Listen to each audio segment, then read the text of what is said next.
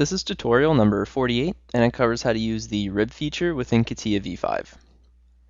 To start off, open up tutorial part number 48, which is located on the DVD.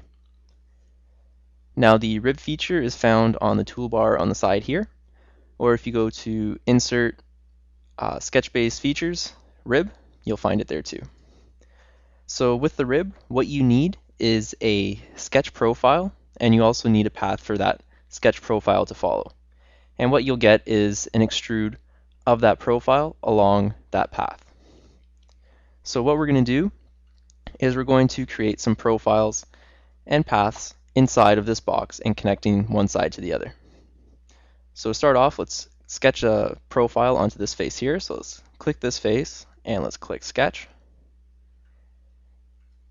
And let's click the bottom edge and extract it. Click the top edge and extract it.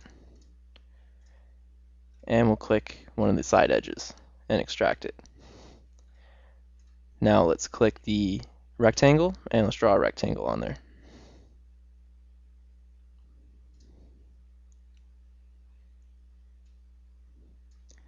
Now let's dimension this rectangle to 30.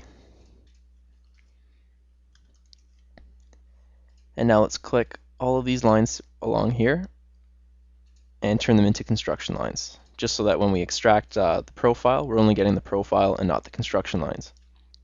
Now let's go back to the other workbench. And now what we're going to do is we're going to create a simple path for it to follow across.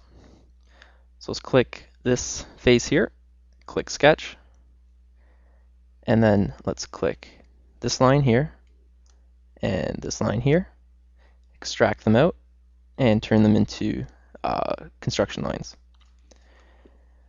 Now again, let's choose the line, and we're going to just draw a simple profile across.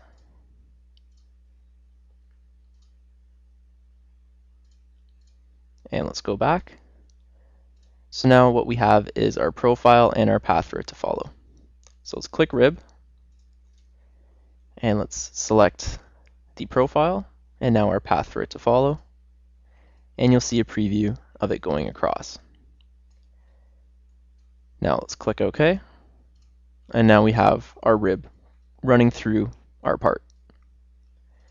Now let's open up the part body and let's double click on this rib.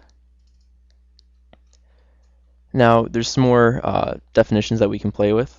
Now if you look at the rib, it's flush here and it gets exposed and goes over the line here and over the line here. To get rid of that, you have to click Merge Ribs Ends. So click that, and it just trims it up nicely. Uncheck, and it's exposed and it's over the line. So let's trim it, and click OK. So now we have a nice trim profile, and everything fits in nicely.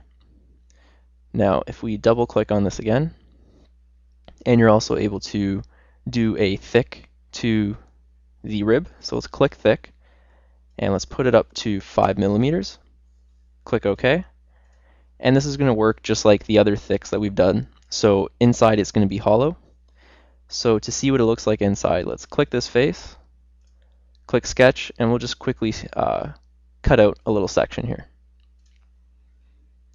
And we'll use the pocket just to cut it out. Click OK. And you can see that we have a hollow center in there. So using the thick feature, we're able to create a rib, so kind of like a structural member across, that's hollow inside. Now press Ctrl Z to put back that part and get rid of that sketch. Now we've been able to successfully make a square or like a rectangle follow this path here. Now what we're going to do is we're going to try a different shape. So let's just delete this rib right now. Click OK. And we'll click this face here, click Sketch, click the circle, and just draw a circle anywhere inside of here. And we'll go back up,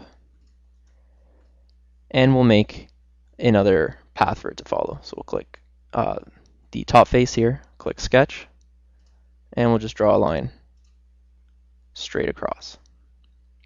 We'll go back, and now we'll use the rib feature. So let's click Rib, click the profile, click the path, click OK, and now we have the circle as a cylinder going across as a rib. Now you're able to do any type of profile, and you're able to do any type of path. So right now we just did a straight line. Now let's put in kind of a more flowing and more organic line in there. So let's double click the fourth sketch. Let's delete it. Let's click the spline tool and just bring in a more organic and curvy spline. And we'll go back and let it rebuild. And you can see how it's gone through. Now let's double click on the rib and let's just trim up the edges there. Click OK. And now it's trimmed it up so it's inside and contained. Now open up the rib and let's show the sketches that we've been using. And if you can notice, this line here is not actually touching the rib that we've cut out. So the sketch that you've made, it's going to automatically kind of shift up or down wherever the profile that you're going to use is. So as you can see, this has kind of been shifted up to meet this profile and then follows that curve. So all you need to use the rib is a profile and a path sketch to follow along with. So you're going to need two sketches to use this tool. So this tool allows you to create ribs in tighter spaces, and this allows you to make these ribs in spaces that would either take too much time to make or would be too complicated to make with more simpler tools like the pad and whatnot. And this concludes our tutorial on how to use the rib feature within CATIA v5.